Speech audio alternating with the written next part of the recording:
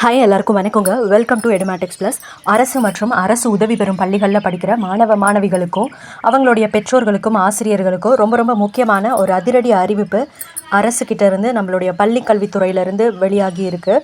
மாணவர்களுடைய கல்வி உதவித்தொகை ஸ்காலர்ஷிப் அவங்க பேங்க் அக்கௌண்ட்டுக்கு நேரடியாக வர்றதில் இனி எந்த தடங்களும் இருக்கக்கூடாது அப்படிங்கிறதுக்காக பள்ளி கல்வித்துறை ஒரு முக்கியமான சுற்றறிக்கையை அனுப்பியிருக்காங்க.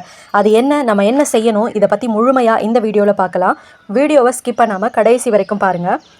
பள்ளிக்கல்வி இயக்குனர் அவர் அனைத்து மாவட்ட முதன்மை கல்வி அலுவலர்களுக்கும் ஒரு முக்கியமான சுற்றறிக்கையை அனுப்பியிருக்கிறாரு. அதில் என்ன சொல்லியிருக்காங்க அப்படின்னா, அரசு மற்றும் அரசு உதவி பெறும் பள்ளிகளில் படிக்கிற மாணவர்களுக்கு அரசாங்கம் தரப்பிலிருந்து பலவிதமான கல்வி உதவித்தொகைகள் வழங்கப்பட்டு வருது. இந்த தொகை எல்லாமே மாணவர்களுடைய வங்கி கணக்குக்கு, அதாவது அவங்களுடைய பேங்க் அக்கௌண்ட்டுக்கு நேரடி பலன் பரிமாற்றம் மூலமாக அனுப்பப்படுது. இதுக்காக மாணவர்களுடைய விவரங்களை எம்எஸ் இணையதளத்தில் மிகச்சரியாக பதிவேற்றம் செய்யணும்னு தலைமை ஆசிரியர்களுக்கு உத்தரவிடப்பட்டிருக்கு. ஆசிரியர்கள் மற்றும் பெற்றோர்கள் இதிலிருந்து என்ன தெரிஞ்சுக்கணும் அப்படின்னா, இந்த உதவித்தொகை முறையாக சேரணும்னா தலைமை ஆசிரியர்கள் மாணவர்களுடைய சில முக்கியமான விவரங்களை கட்டாயமாக சரிபார்த்து எம்எஸ் தளத்தில் பதியணும். அது என்னென்ன விவரங்கள் அப்படிங்கிறத நான் சொல்கிறேன், நோட் பண்ணிக்கோங்க. முதல் விஷயம் ஆதார் கார்டு. ஸோ ஆதார் கார்டில் இருக்கிற ஆதார் நம்பர் இது ரொம்ப சரியாக இருக்கணும். வங்கி கணக்கு எண், பேங்க் அக்கௌண்ட் நம்பர். மூணாவது ஆனுவல் இன்கம், அப்புறம் ஜாதி சான்றிதழ் விவரங்கள். இது மூணும் சரிங்களா.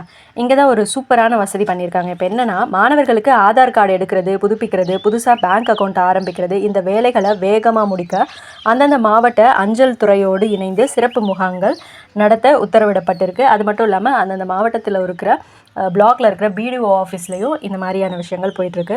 பெற்றோர்கள் நீங்கள் குறிப்பாக கவனிக்க வேண்டிய ஒரு விஷயம், உங்கள் பிள்ளைங்களுடைய பேங்க் அக்கௌண்ட் ஒருவேளை செயல்பாட்டில் இல்லாமல் இன்ஆக்டிவாக இருந்தால் அதை உடனே பேங்க்குக்கு போய் ஆக்டிவேட் பண்ணுங்கள். அப்படி இல்லைனா தேவைப்பட்டால் நீங்கள் புதுசாக ஒரு அஞ்சல் வங்கி கணக்கு, India post payment bank IPPB கணக்கை கூட நீங்கள் உடனே ஓப்பன் பண்ணிக்கலாம். ஏன்னா போஸ்டல் பேங்க் அக்கௌண்ட் ஓப்பன் பண்ணுறது பார்த்திங்கன்னா ரொம்ப ஈஸி.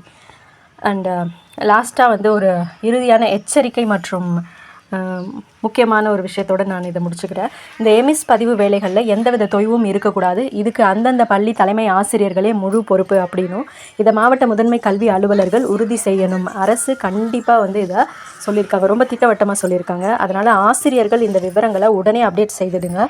பெற்றோர்களும் மாணவர்களும் உங்களுடைய ஆதார் மற்றும் வங்கி கணக்கு விவரங்களை பள்ளி கேட்குறப்ப சரியாக ஒப்படைச்சு உங்களுக்கான கல்வி உதவித்தொகையை சரியாக வாங்கிக்கோங்க. இந்த பயனுள்ள தகவல் உங்களுடைய நண்பர்கள், உங்களுடைய உறவினர்கள் எல்லாருக்கும் போய் சேரட்டும். மறக்காமல் இந்த வீடியோவை நீங்கள் ஷேர் பண்ணுங்கள். நம்ம சேனலை இது வரைக்கும் நீங்கள் சப்ஸ்கிரைப் பண்ணலன்னா சப்ஸ்கிரைப் பண்ணிக்கோங்க. நம்ம சேனலில் ஸ்டூடெண்ட்ஸ், டீச்சர்ஸ், வேலை தேடுறவங்க அப்படின்னு சொல்லி எல்லாருக்குமான அப்டேட்ஸுமே கண்டிப்பாக வரும். தேங்க்யூ.